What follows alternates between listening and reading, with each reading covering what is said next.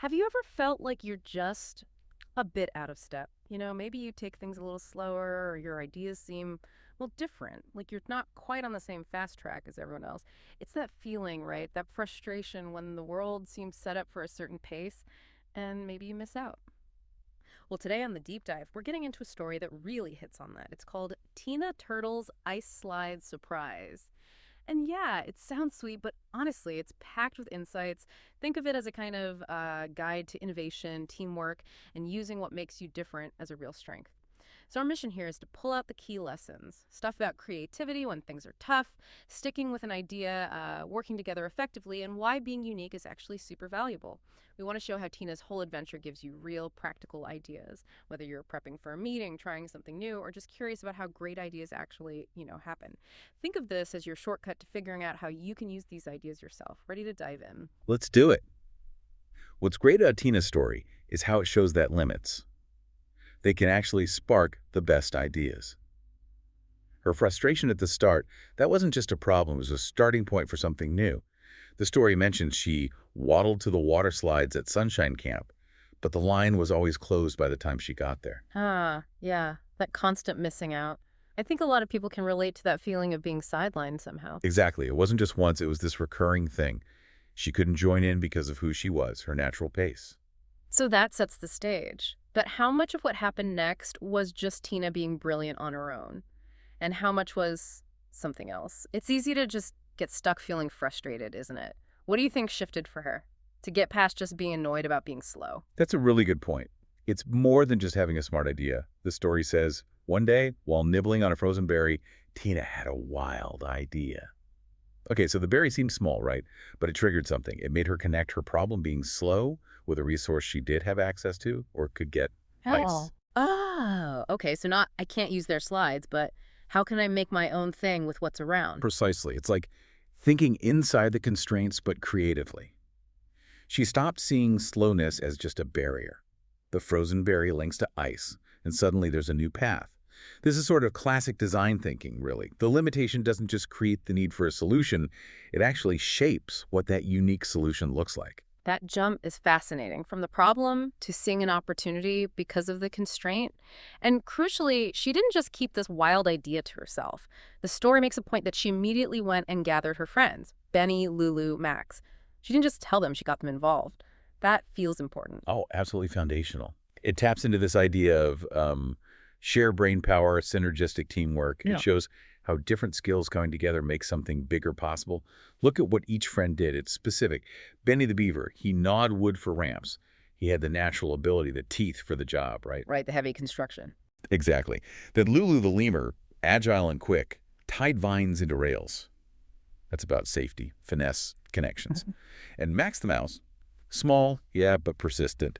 He fetched buckets of water, the essential ingredient. He's logistics, supply chain, you could say. Oh, yeah, the water supply guy. And Tina. Her slowness, remember, wasn't a drawback here. Her steady shell was perfect to drag ice blocks and line them carefully. Precision work. So her weakness became the exact strength needed for that specific job. Careful assembly. Perfectly put. It wasn't just tasks being handed out. It was a team where each specialized strength was vital. Benny for structure, Lulu for safety details, Max for resources, Tina for vision and assembly. It really drives home that big, truly new idea. They often need more than one person's skills. You need that mix. Think about it like a startup. Do you just hire people who fit the standard mold? Or do you look for those different skills, the Benny, Lulu, Max perspectives that bring something totally new? I love that. It creates this network effect of competence. Yeah. And that image the story gives, piece by piece, the first ever turtle ice slide began to sparkle in the sun. You can almost see it happening. But of course, new ideas, they often get pushback. The story says, at first, the campers giggled. Yeah. They were like, an ice slide in summer. That sounds so familiar. That initial skepticism, maybe even a bit of mockery from people used to how things are. It really does. Yeah. And facing that takes courage, doesn't it? Yeah. To stick with your vision when people just don't get it yet. So how vital is it then to not just talk about your idea, but to actually show it works, to turn those giggles into cheers? Oh, it's often critical. Yeah. Especially with something really unconventional. Tia didn't argue, did she? She acted. The story describes her climb, the deep breath, and then zip down, wee. She slid so fast her shell sparkled like a sled. The wee moment. I like that. The Yeah. proof is in the pudding, or the sliding turtle. Exactly. That wasn't just fun, it was the proof of concept, undeniable. And it instantly flipped the script. Everyone cheered, rushing to try it out. The skepticism just evaporated. Poof! Replaced by excitement. Right. And it wasn't just the kids. Soon, the camp was filled with laughter. Even the counselors joined in, racing each other with popsicles in hand. Even the authority figures, that shows real acceptance. It does. It shows that demonstrating the value, letting people experience the benefit, is incredibly powerful. It can overcome resistance way faster than just explaining. It turned her odd idea into this beloved new thing. It's like that experiential marketing idea, right? Let people feel it. Precisely. That was Tina's we, the ultimate product demo. Ah, okay, so the slide is a hit. But the story doesn't just end with the fun. This is where, like you said, it gets really interesting. Tina's reflection later, sitting there at sunset, thinking, slow and steady doesn't mean boring, it just means surprising. Wow. That hits deep, doesn't it? Absolutely. That line right there, that's the core takeaway for us, looking beyond the charming surface.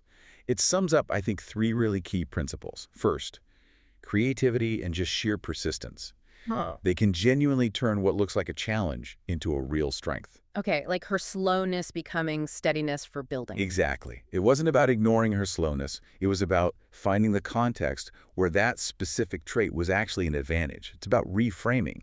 Maybe you have limited resources on a project, okay, that forces you to be leaner, maybe more focused, more efficient. That constraint becomes a driver. Finding the upside in the limitation. Okay, what's the Second, that teamwork, that synergistic collaboration is what makes truly big ideas fly. We saw it with Benny, Lulu, Max. Right, the diverse skills. Yeah. No single one of them, not even Tina with the idea, could have done it alone. It took all their different abilities combined. The whole was way greater than the sum of the parts. It's a huge reminder that innovation isn't usually about a lone genius. It's about bringing different viewpoints, different skills, different ways of thinking together, like building a really good research team or a diverse board. Makes sense. You cover more bases, see things others miss. Okay, and the third? Third, and this one feels really important for anyone trying to stand out.